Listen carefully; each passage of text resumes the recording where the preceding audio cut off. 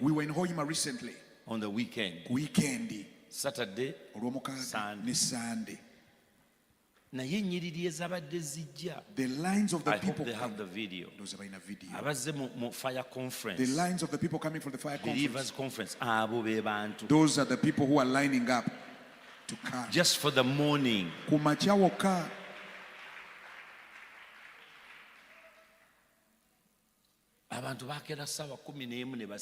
People started lining up by 5 a.m. Fire conference mu crusade. After the fire conference, it rained heavily. It rained heavily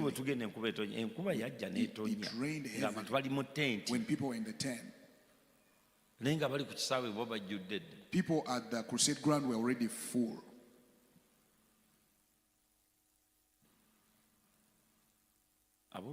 Brothers and sisters, people did not make a move. It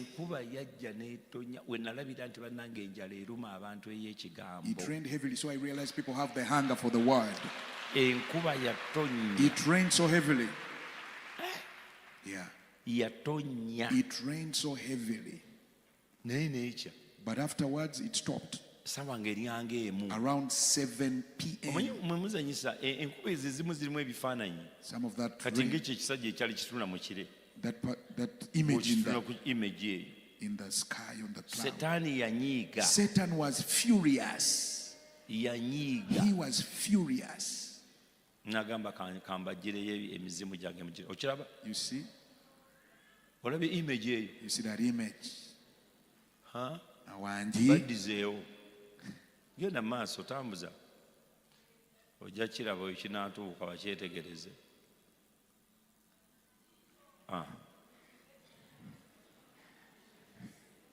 Awo gwe muzimu gwa bunyolo. It's the Bunyoro stronghold. Strong man. So what happened was, behave. I commanded the rain to behave. He also came to worship God. After a long time, it was not raining for a long time. Wherever he comes, all creations gather. It stopped raining around 7 p.m. Then the sun rose up again. The sun was shining.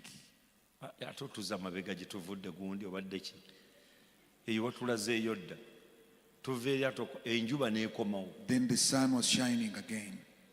It rose up and dried up the whole place, the place that was wet.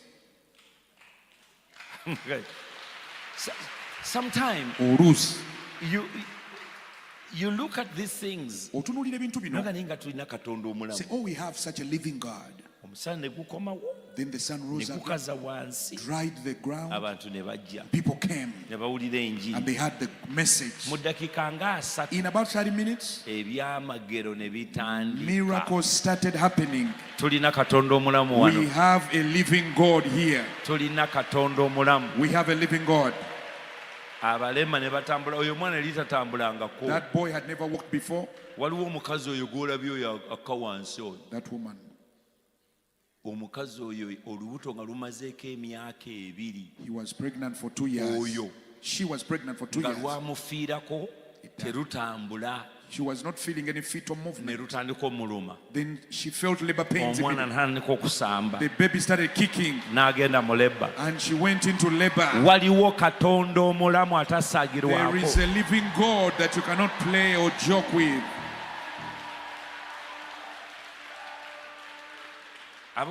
Brothers and sisters,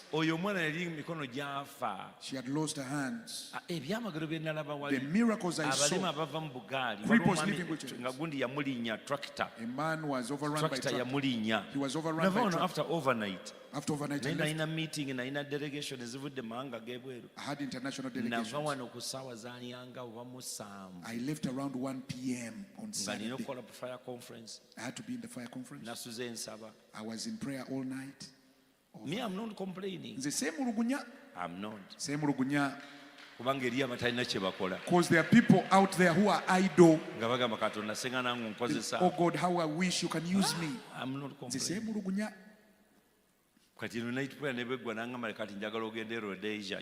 If after this overnight he tells me go to Rhodesia, I'll go. The doors open, go to Sudan. Some people are idle, they are doing nothing. Whatever they get at their time of visitation.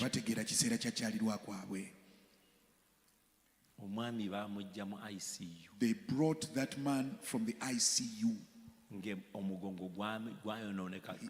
His back was destroyed. A tractor overran him.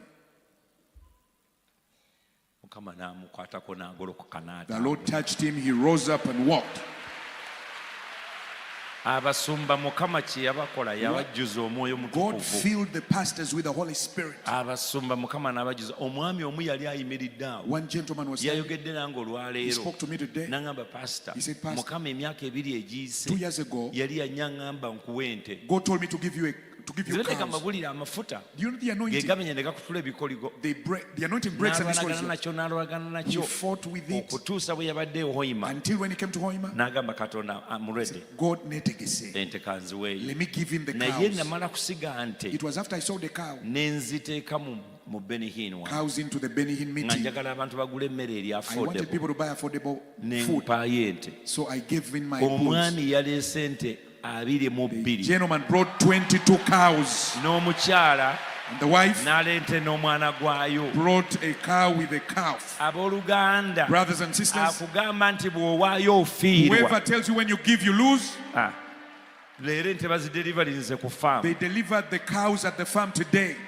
Those are the cows. I didn't ask for them. Brothers and sisters, all things are just beginning.